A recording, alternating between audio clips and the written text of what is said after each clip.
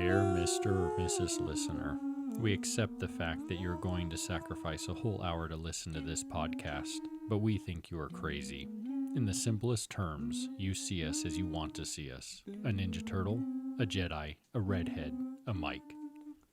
Sincerely yours, Redhead Family Therapy Guy, and a mic. Don't you forget about the bugger. So walk on by. You better listen to this thing. It's gonna be great. All right, Redhead Family Therapy Guy And a mic. are coming to you from Highway 55, going south in Mississippi. And this is a new, we're crossing some, I don't know what the right word is here. This is Some new territory. new threshold, yes. Yes, new territory. Into the road tripping podcast. So we're road tripping together for work. We're headed to Slidell or New Orleans for a work conference. Yeah. And Mike and I love to hang out. And so we're hanging out and road tripping. And Mike's like, hey, we can record in the car.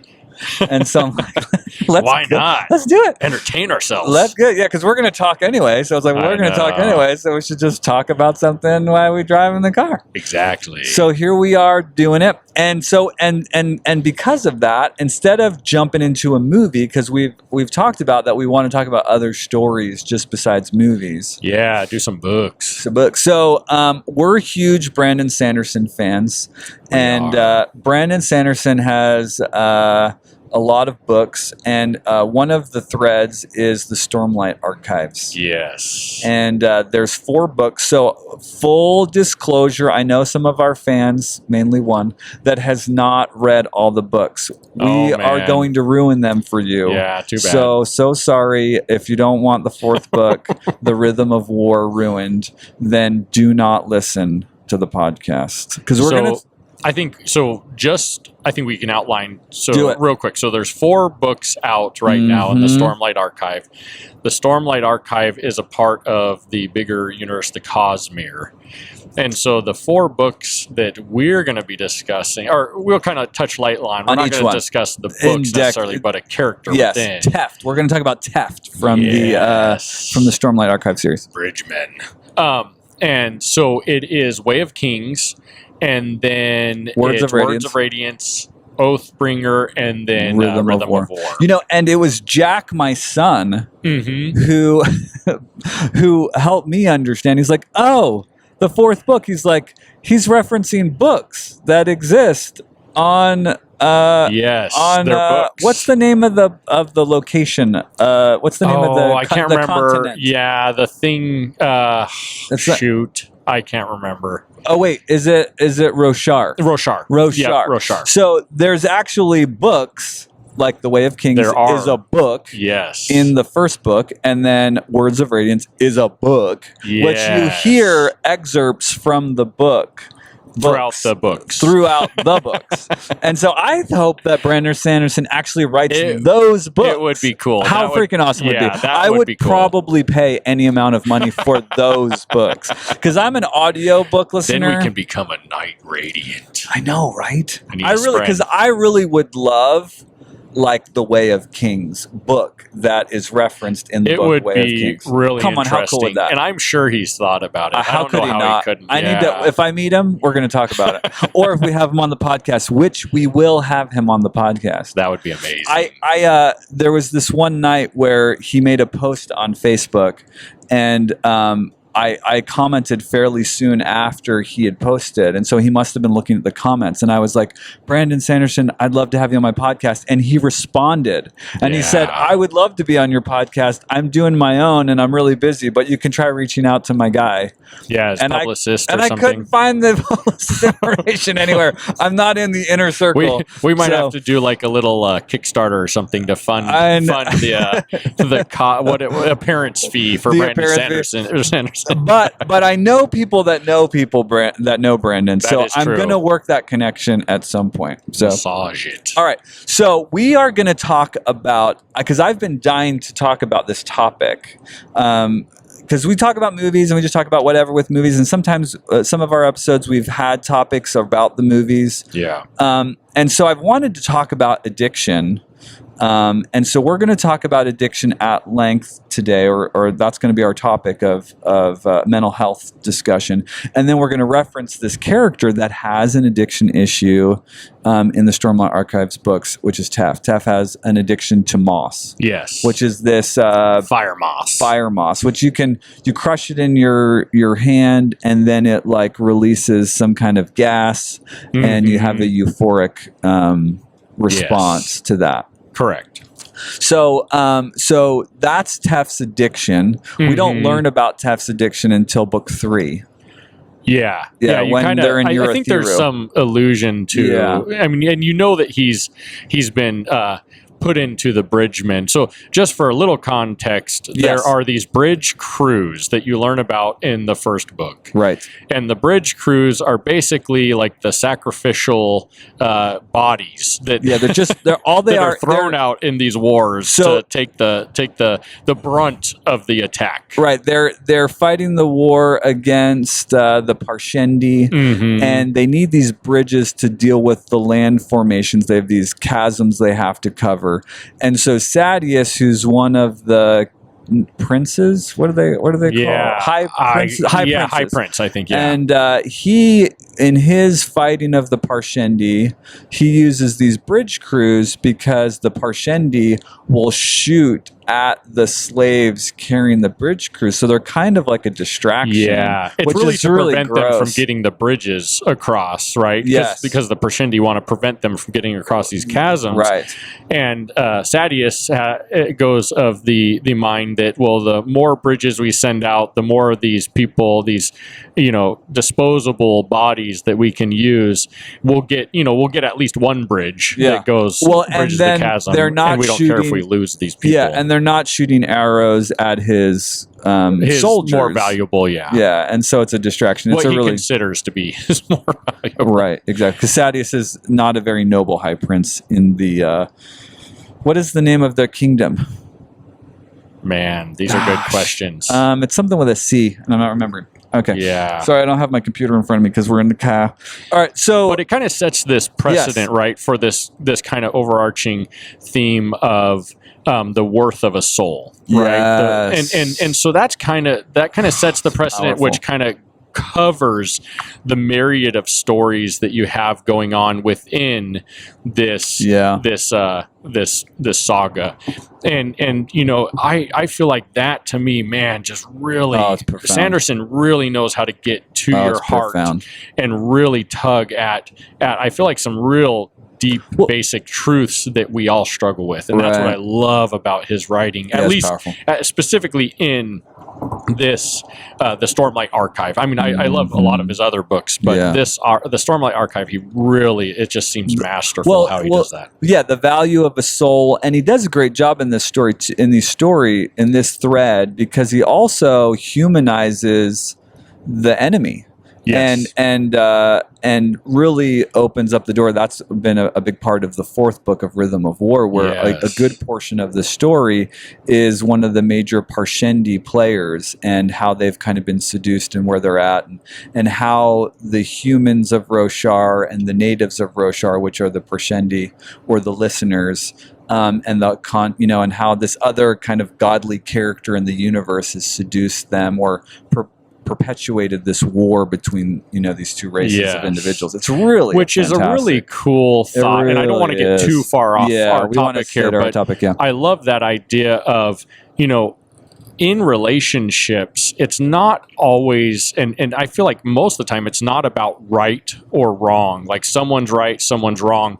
It's about the struggle that we're having internally of how we may view ourselves in that situation to where we're feeling so inadequate. How we feel threatened, how we feel safe, that we act out preservation of life. With anger or irritability or criticism, and that becomes... And it's interesting too, right? Because to get to a place that you're going to attack and kill an enemy, you have to vilify them, right? It's interesting. I remember, like, Jordan Peterson talks a lot about how the propaganda of dehumanizing Jews to equate them to cockroaches and rats, made it palatable to murder them and to create an extermination, right? Sure. And so, if we don't allow ourselves to dehumanize someone, then how can we murder them? How can we kill them? You know what I mean? It's an important thing to recognize. Yeah, there has to be a driver, right? There needs to be a purpose and a reason. I mean, not for everyone. There are those that I mean, there's definitely mental health issues going on there where they don't need those drivers. But yeah, definitely there needs to be a driver. And so with Teft, we have kind of this introduction of this bridge crew. And so Teft is basically, he's a bridge crew member. He's a bridge man. And he is, just like all these other kind of sacrificial bodies, he's one of them. Dejected. They're at the low point. Yes. They absolutely have done. I mean, most of the characters have done pretty horrible things for the most part. And he's very kind of rough, right? Oh yeah, he's like standoffish, but you kind of get a sense throughout the first couple books, if I remember right, that he must have, like, they all have stories, of course, but he must have some type of background. He's also not a slave, which most of them have slave marks on their brands on their forehead. He was essentially a platoon leader, a trainer, not a sergeant. I don't know ranks very well, but he was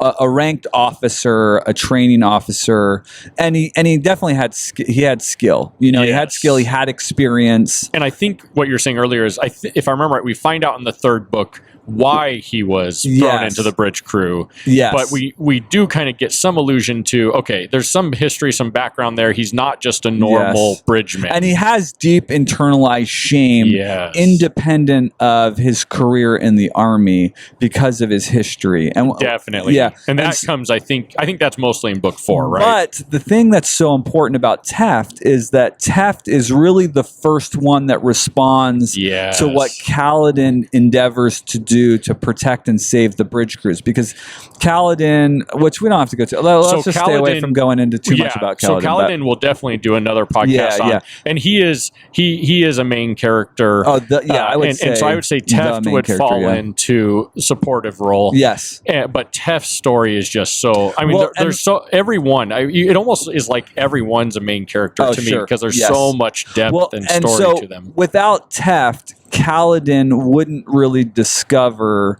who he is. The main character needs Teft for sure. Yes. There is no story to build off of without Teft being involved, but he is a supportive role. So he's a comrade to Kaladin. He's a believer in Kaladin. He's an instructor to Kaladin, because he's an older rough guy, where Kaladin's a young teenager, kind of late teenager. A neat part of this role of Teft and this kind of history with addiction and struggling with other relational or emotional issues from an early childhood.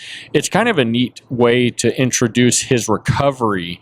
Is through finding a meaning, right? Finding a way to support someone else. And I love that Brandon Sanderson in book 3 allows Teft to fail horribly. Sure. Like he's like second in command. So the whole, the progression of the story of Bridge 4 is they become liberated from their bridge slavery by Dalinar, which is an incredibly profound scene in the book, in the stories.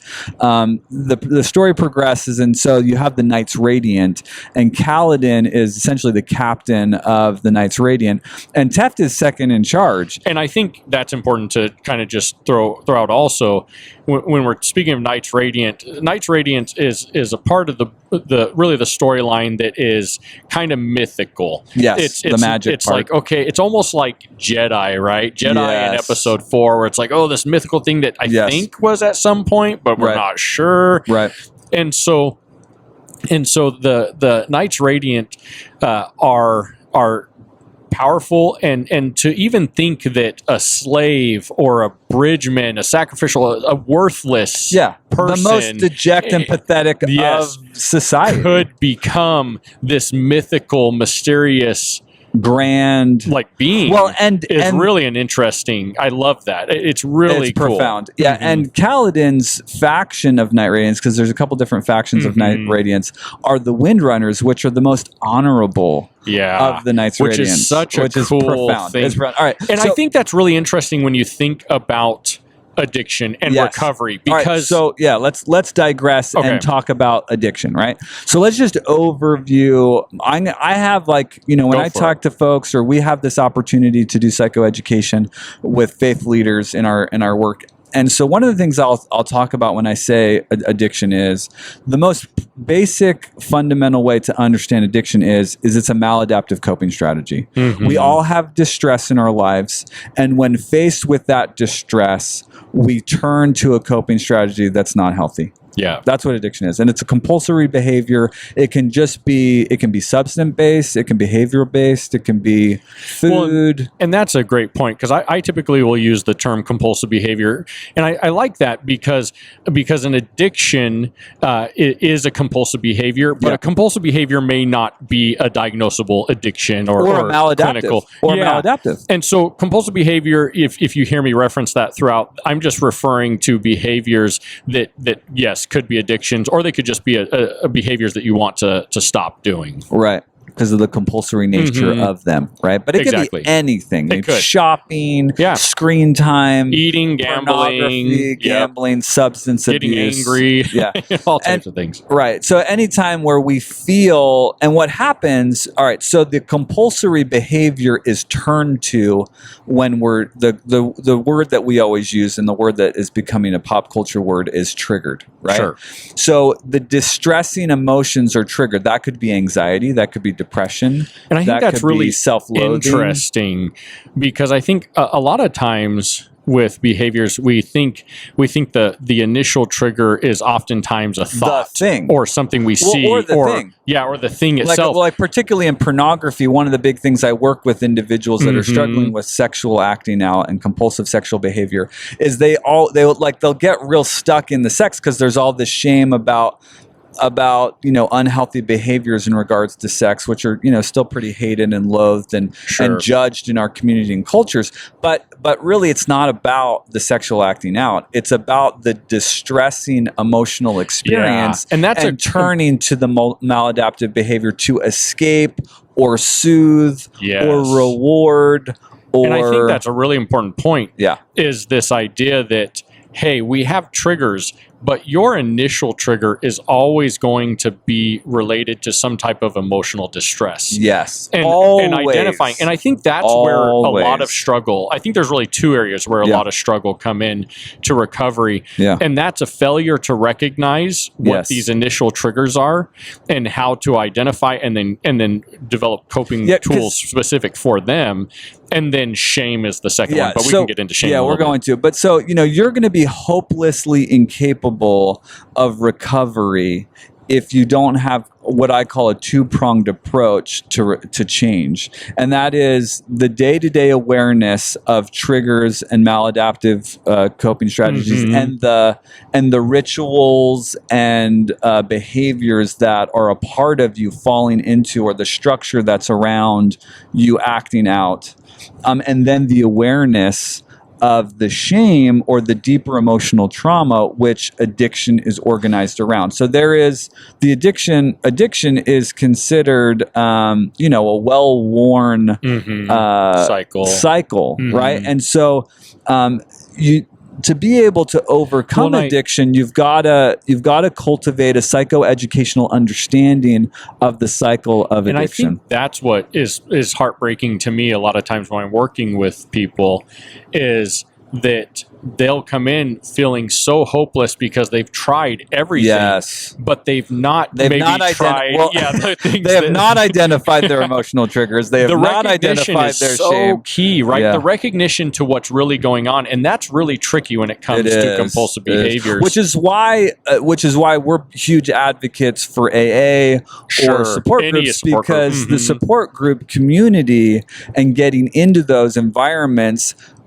folks that are in there and have been in recovery know this road and can start to open the door. And it's multifaceted, right? Because you get psychoeducation and you get support, acceptance. But also, just like we see with Teft, the path to recovery is not only receiving support, but giving support, which I think is such a cool and beautiful thing. Right. And I would say that addiction, in addition to what we've outlined here, is a mental health disorder of emotional isolation. Definitely. So any addict that I've worked with almost never has really meaningful, deep emotional connections, right? Because they're hiding. A huge part of the addiction cycle is a retreat into the self. Well, and that's where the shame and really that's where shame is so important in this understanding, because it's that self view that inhibits your ability to connect with others, because you feel that you're not worth, or you have a negative interaction with someone, and then that's proof to fuel the shame, right? To fuel the I'm bad, I'm not enough.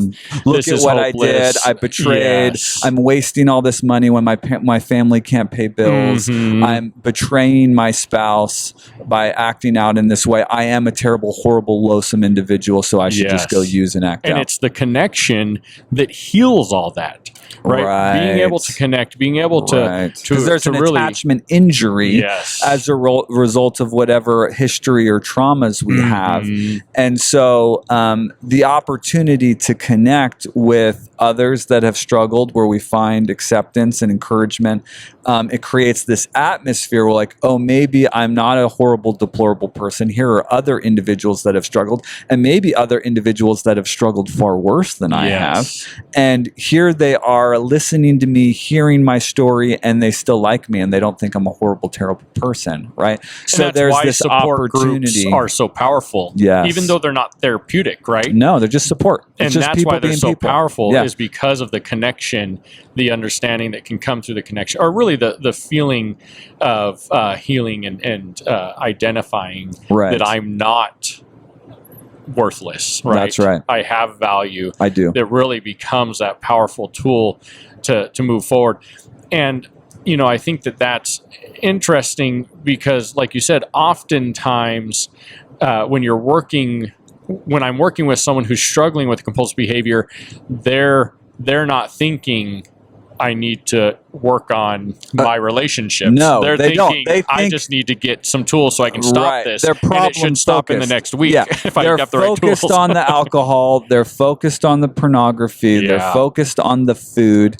And that's not where the problem is. Well, the thing is, you have to go back to this basic principle that when we feel inadequate and we feel not enough and we're alone in that feeling, it's torture. It is. And so you're going to do anything you can to survive, right? You're going to find coping tools. Escape or soothe is what I would say the predominant behaviors are aimed at doing, right? Like, I mean, with sex, it's like, oh, well, I'm terrible, but this person will give themselves to me, or I can seduce this person. Well, that's the hard thing with a lot of addictions is those addictions work so well at giving very acute temporary relief, and that's the issue, is it's temporary, and that's where it spurs on tolerance going out the window and more engagement and causes even more detriment. So you engage in the behavior, you're soothed for a period of time, then you sober up, you realize you're a terrible, horrible person, and so there's escalation that happens, right? And then your life becomes more and more unmanageable because as you escalate these and then you're just alone in it, right? Because you're not connecting. And you do feel terrible because you probably are doing some pretty horrible and terrible things that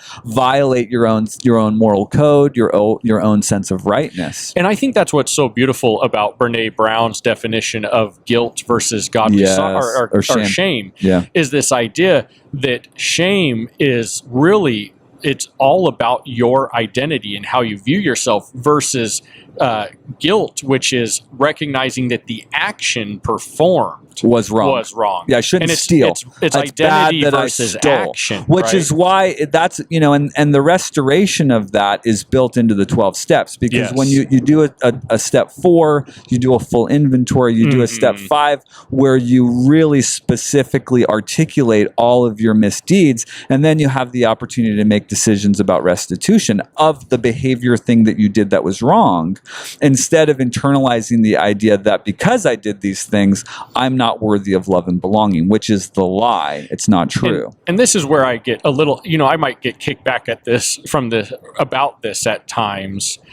And that is this, the idea of when you go to a support group, oftentimes the nomenclature is hi, I'm Michael, I'm an addict.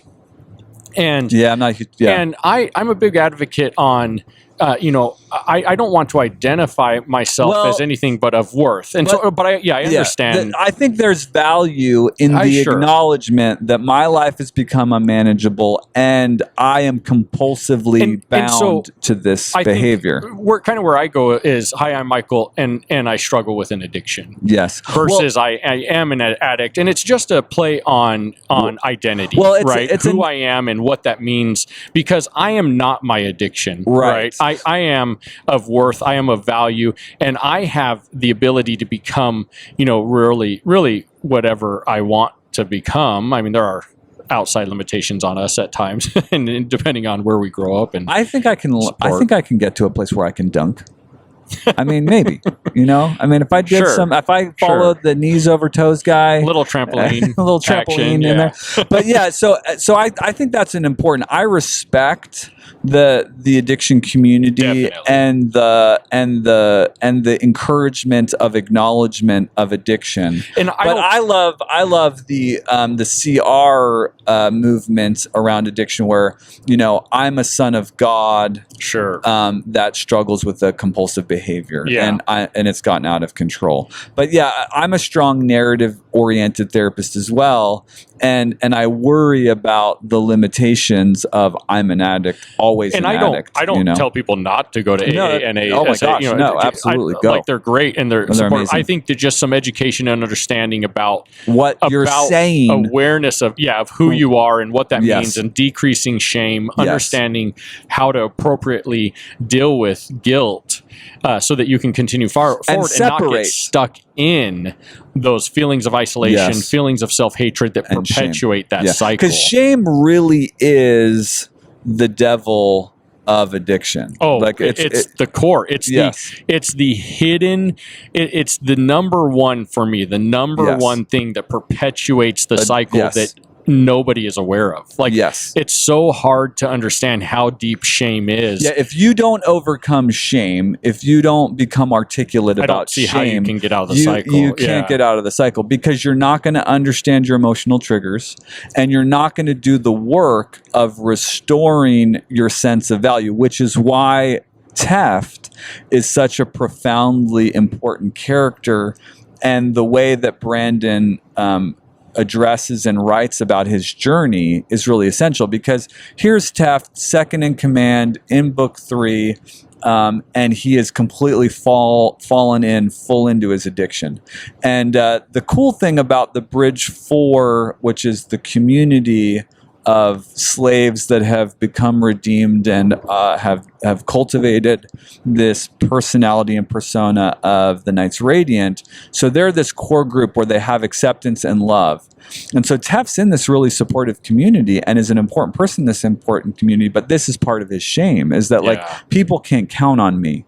I've failed people, I've betrayed people, and it's hurt the people that I love most in a way. It's murdered because them. It's who I am. Yes. Like I am bad. Yes. Therefore, there's no way that they should trust me or count on me. Right. So he turns to the moss. He turns to the acting out because he can't escape. Well, because he's in torture. Yeah, he's being tortured by his past and his shame and the fear that his brothers really can't count on him. And so he ends up in these horrible places. He's I mean, it's so awful. The sad thing. Let me just articulate this arc. It becomes most profound in book 3 when he sells his uniform for money so he can get high. And his brothers find him. They know what's going on. They're kind of subtly trying to like confront him, but he pushes back. And Kaladin really uses his powers as a captain to kind of free him from really the consequence of how he's really kind of fallen. Right? Yes. I'm sorry, I cut you off there. No, that's fine. And I think that's a great point. There is that in doing that, you're really self-fulfilling prophecy of I am bad, I'm not enough, and then you do this behavior just to survive. I mean, that's all that Teft wants is to feel enough, right? To feel some relief, really. And in doing that, to get some relief, he ends up doing something that becomes proof and further traumatizes him into this belief system that I am definitely bad. Well, and he's being triggered.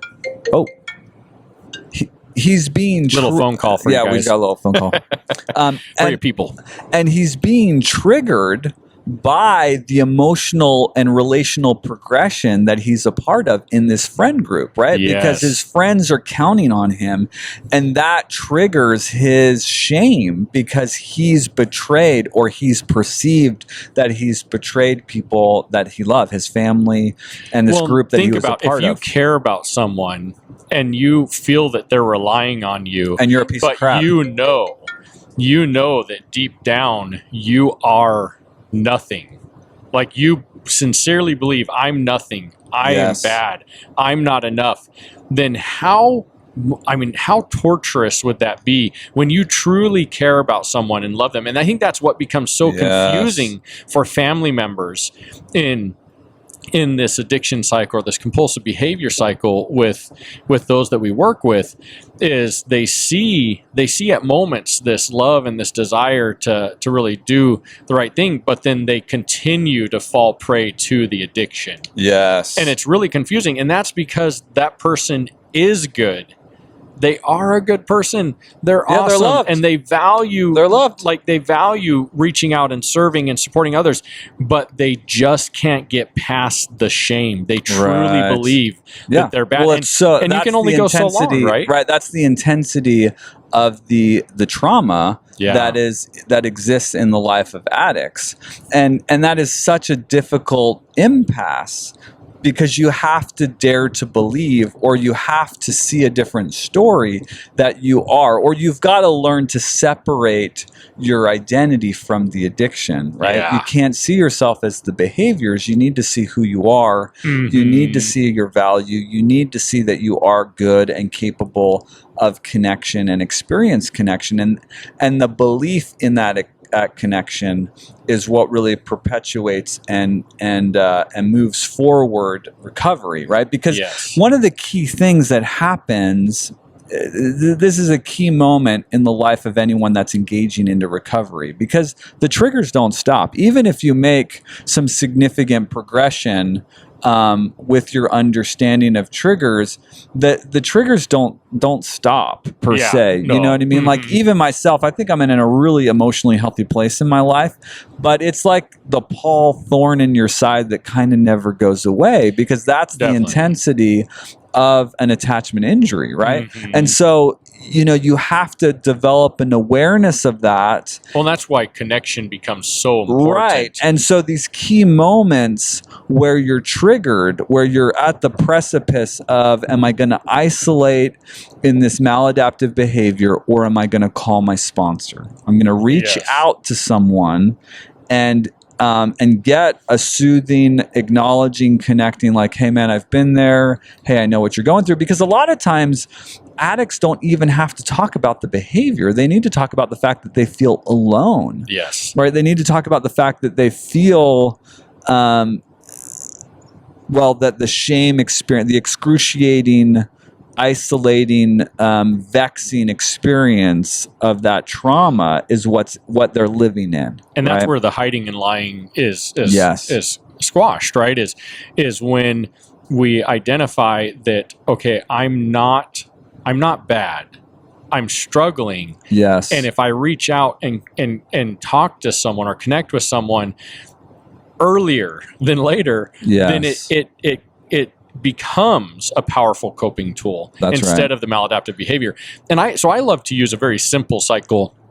It's from a book called Breaking the Cycle of Compulsive Behaviors, I think is what it's called. But it's just a four-step cycle. And I love it because it's real simple. So it starts with feelings of isolation, which then go into actions of self-indulgence, which would be the behavior, the maladaptive behavior. And it's really important at this stage to understand what rituals you have in place that affirm the pathways of the brain, right? Because Yes. that's one of the challenges and one of the reasons why the medical model wants to call addiction a disease, which there's a great deal of validity to, because I have this emotional trigger and there's pathways in my brain that are linked to the maladaptive coping strategy. Well, and yeah, our amygdala, our limbic system really make our brains extremely ritualistic, and so they go to rituals constantly, right? It's what we think soothes us and takes care of the issue. Well, and it's this need of predictability. It's this need of that's stability. why it's so important, like you're saying, to recognize those rituals and then implement healthier rituals, right? Rituals that will bring us more peace and comfort. But breaking that chain and establishing new neuropathways to healthy behaviors is a tall freaking order. The new things are not going to work as good. They're not going to feel as good as the addiction. They're not as profound. It's going to take time because the brain takes time to reset. Yeah. The chemistry can reset. It just takes time. And they're not going to be as profoundly. They're not going to be the euphoria of an acting out behavior. It's going to be... But it won't be that intensity forever either, right? No, so in the beginning, not. it's going to be a lot worse. No, it's a lot of pain, which is why some addicts, when they're really wandering into the world of recovery, will do 90 meetings in 90 days. Yeah. They'll do a meeting a day because to break the maladaptive strategy to go into the acting out behavior, they need daily connection and daily opportunities to address and confront and talk through. When you think about it, if any of you, I mean, if you've not been to a group, I highly encourage going to a meeting. It's so powerful. Awesome. But if you think about going to a meeting one a day for 90 days or even more than that, if you wanted, not only that, but oh my goodness, you are like on steroids of decreasing shame and building connection.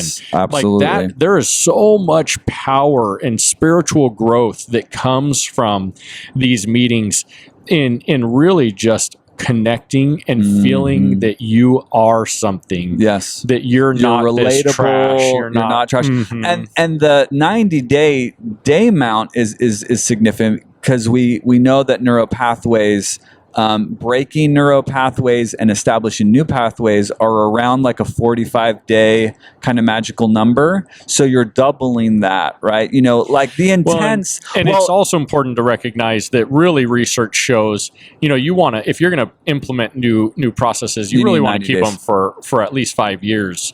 And the thing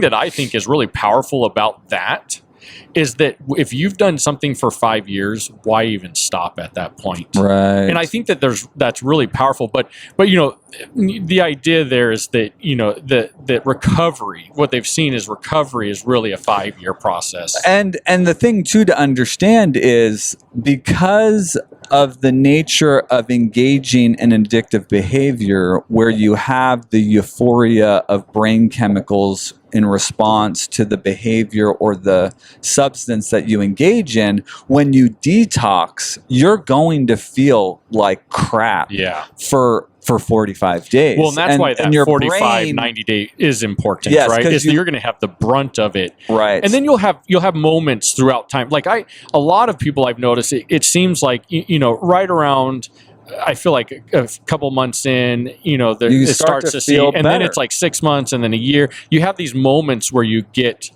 triggered more so than you have, because you have like a honeymoon period, right? And then you'll get these triggering moments. And I find those are kind of scattered throughout. And I think that's why that 5-year model is so important. Yeah, recognizing, hey, you might have these moments for a little while. Well, and you need time because your brain and your body need time to establish these other healthy ways of feeling good. Yes, and you've damaged your system through maladaptive behaviors. That's why they're destructive. It's why they don't work. You can't engage in addictive behaviors and not end up at rock bottom. You will over time because they're this equation that never balance. You need more, you want more, you feel worse, you want more. And so that's what rock bottom is. Yeah. You know what I mean? But as you were saying, you know, the 45-day, really the brain heals. It does. The beautiful thing about our bodies is they heal. does. And so it's not hopeless. Not at all. But it's not easy. It is not easy. It is a tough road, which is why you need support. No easy fix. No, there is no easy fix. So if you're looking for easy fixes, I've come to realize in life there are none. If there were, I'd be a rich therapist. Let's do it.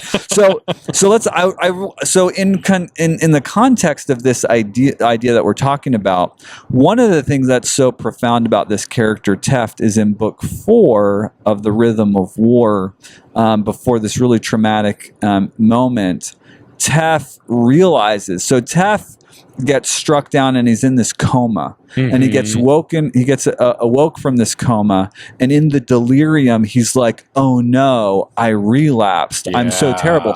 But then he discovers that he didn't relapse. Yeah. And one of the aspects of the Night Radiance is they make these oaths. And the one that really saved Teft and really turned him around is the second oath, which is, I will protect those that can't protect themselves, or I will protect those that I hate, even if, and this is Teft's mantra, even if it's myself. Yeah. Because he's like, well, I don't feel any good as a person to myself, but I recognize that Kaladin loves me. I recognize that my brothers in Bridge 4 love me, and I don't love myself, but they love me, and I have a responsibility to be here for them. So I have to protect myself, even if I can't stand myself. Yeah. But then in book 4, he realizes that he's not that, and that he is good, and that he has, part of the Night Radiance is they bind a spren, which is a lot to talk about. Yeah, but you'd have to read the books. So they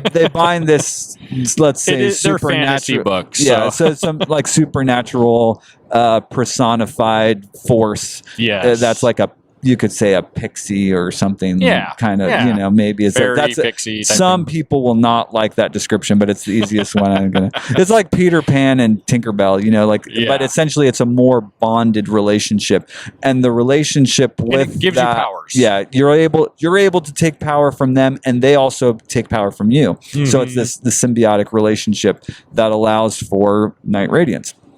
So Teft develops this incredible relationship and becomes this empowered person, and really is redeemed.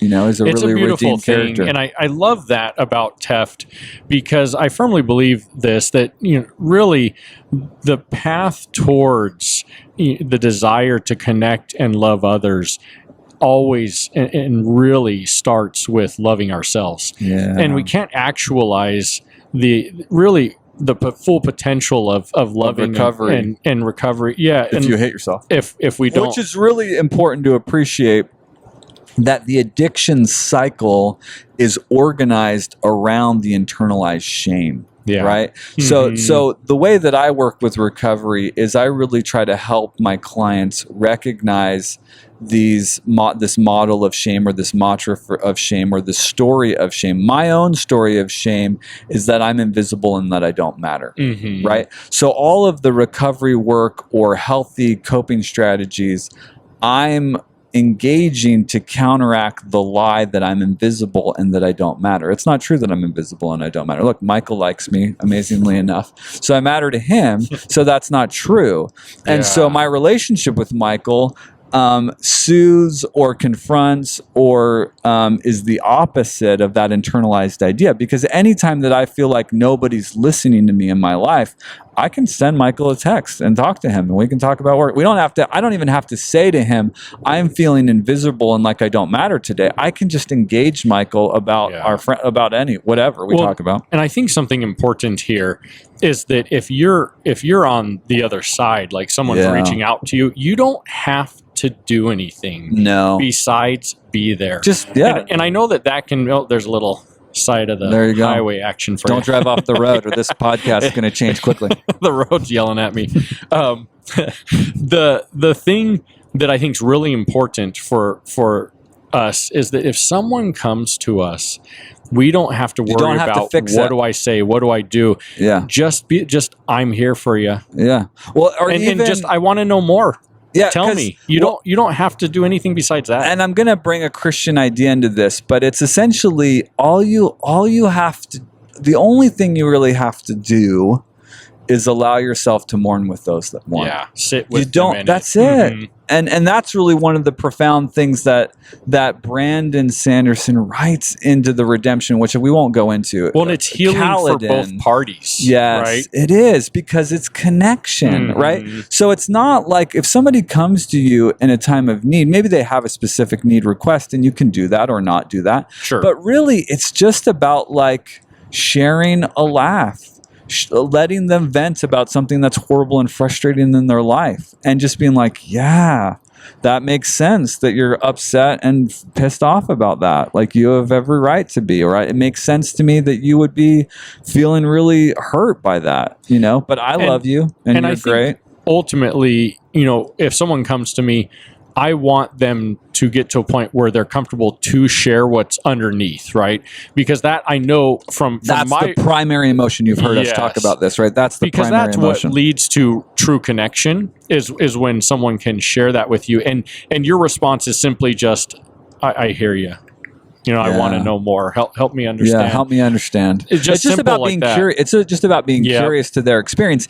And then the real healing is, and the part that's hard in being the one that mourns with those that mourn, is that in connecting with them, you have to be open to your own experiences, right? And that's the part that's hard. That's what we often do, right? Is my response sometimes might be, man, that's painful. I feel it. Right. Or we do shut off, or we do. Sure. Or which is what you have to understand. If you're a recovering person and you're feeling other people pull back from you in your time of need, that doesn't mean that you're a failure or you're too much or that you don't matter. Which it is might hard to be see. that they're getting triggered and so they're pulling back because it's hard for them. It's really hard. For those which addicts, is also why in recovery you can't just have one person as a person. You've got to have you got to have multiple people around you that you can reach out to, because sometimes other people aren't available because they're dealing with their own stuff. Because, hey, guess what? This might be a newsflash. It's not all about you, man. Yeah. Which is one of the problems with individuals that struggle with addiction, or most of us, is we're excessively egocentric and we think it is all about us. But hey, sometimes when people are struggling, it's not about you. And that's where I think coming to a place where you can be a support to others, right? It really can become healing and powerful too, in that. Oh, this person's not giving up on us. Should we a lot of calls? Should we pause? Because he's called you like 3 times and he's called me like 3 times. I'm not too worried about it. I think we continue on. I texted him like he's calling me again. For those of you that are curious, John has become my boss, and my John's boss is calling me him, and then he's calling me. So because he knows we're road tripping together because we're good friends. Actually, we're good friends with Richard. So if Richard's ever listening, we love shout you. out. We love you, Richard. Be soothed. Don't act out. Don't act out. Oh man, we should pause. Yeah. All right, hold on. All right, and we're back.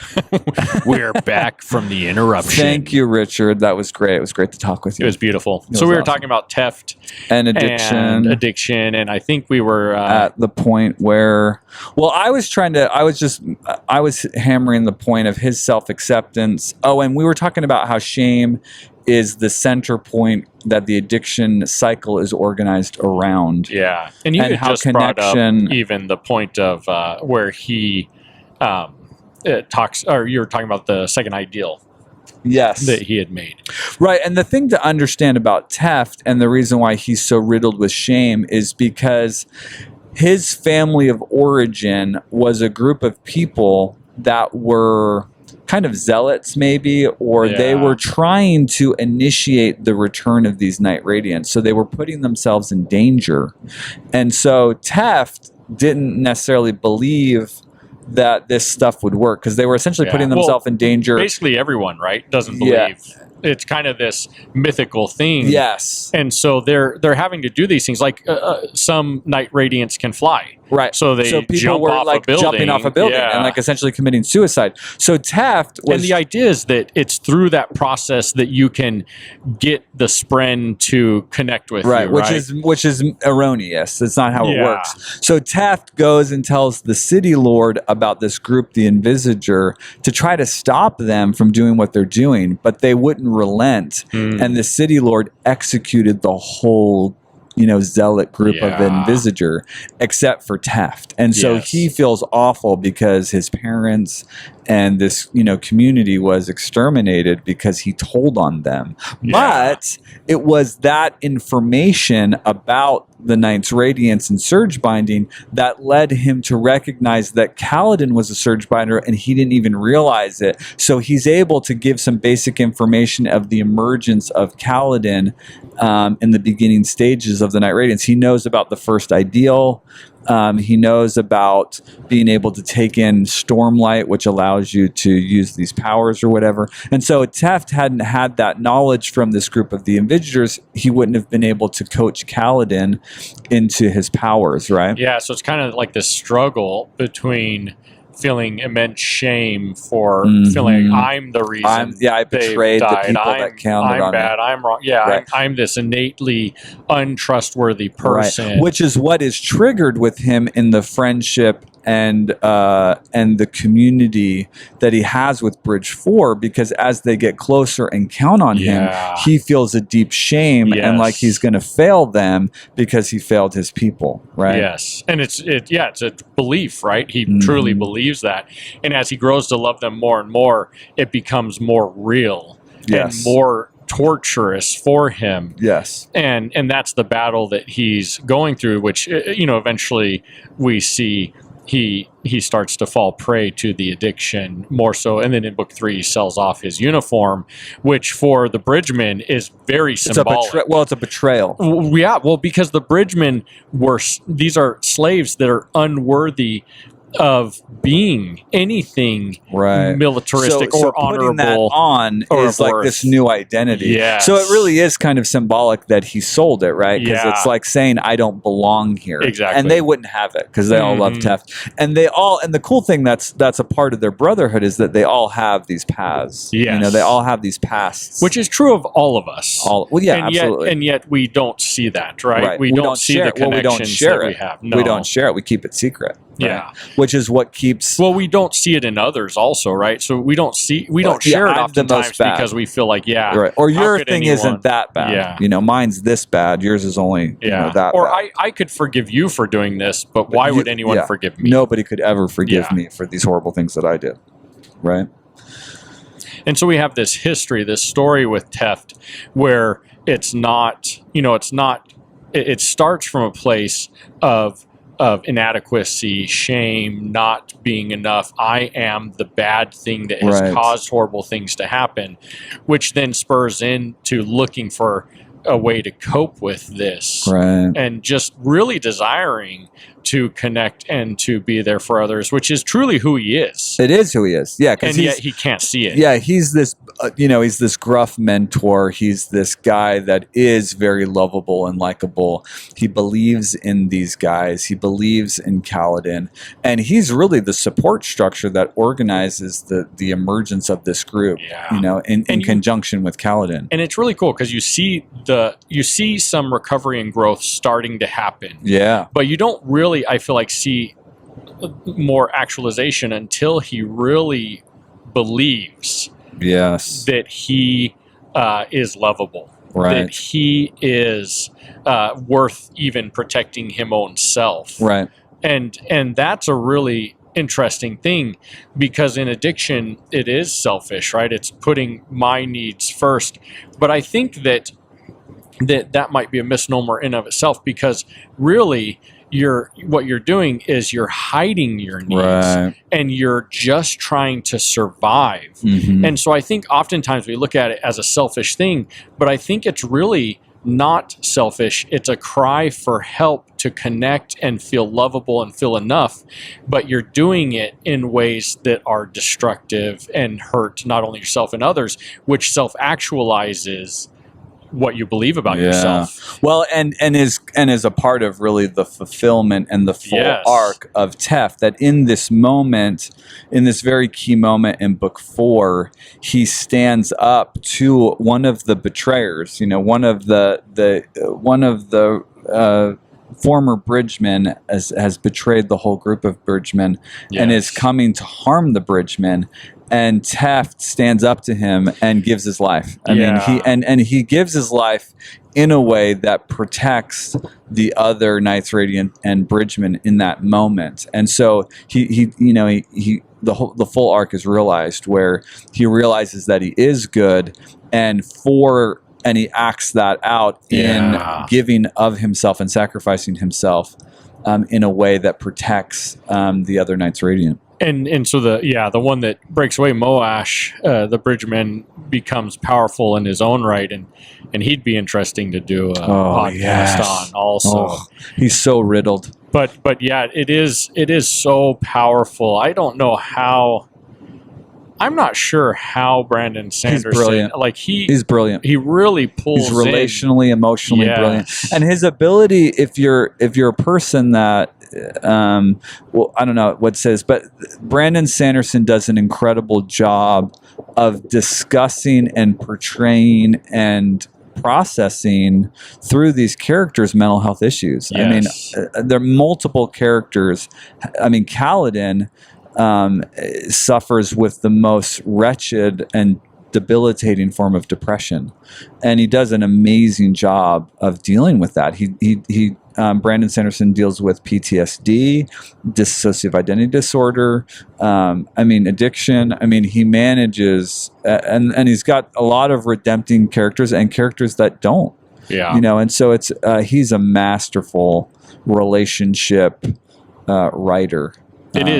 It is quite impressive. It's really impressive how he does it. It's really impressive. But the story of Teft and addiction, compulsive behavior throughout the Stormlight Archive is really a powerful story. It really is, and it's just one of many powerful stories within the Stormlight Archive. Yeah, and his ensemble of characters. Yes, it is incredible. Worth a read. Now, they're long books, but they are worth. They're murderously long.